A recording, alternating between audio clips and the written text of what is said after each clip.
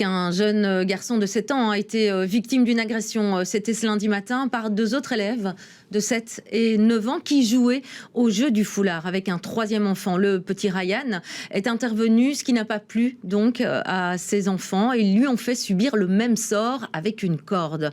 Une éducatrice est alors intervenue, un petit peu tard peut-être, pas trop tard heureusement, mais le garçonnet garde une trace de strangulation.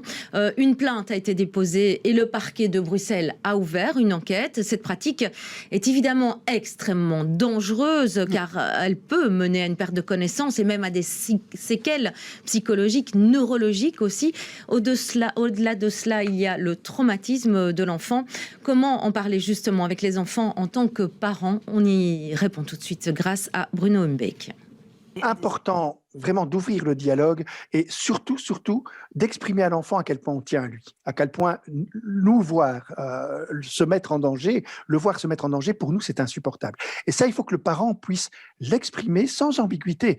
La prise de risque, y compris dans les conduites à risque, qui se manifestent très très vite chez l'enfant et chez l'adolescent, ces conduites à risque, ces conduites à prise de risque, ce sont des moments que le parent doit anticiper en rappelant à l'enfant à quel point son existence est importante, non seulement pour lui-même, pour l'enfant, mais aussi pour les parents qui l'entourent. Ça veut dire qu'il ne s'agit pas, par exemple, de lui dire on t'interdit parce que c'est interdit, mais on t'interdit parce qu'on tient à toi.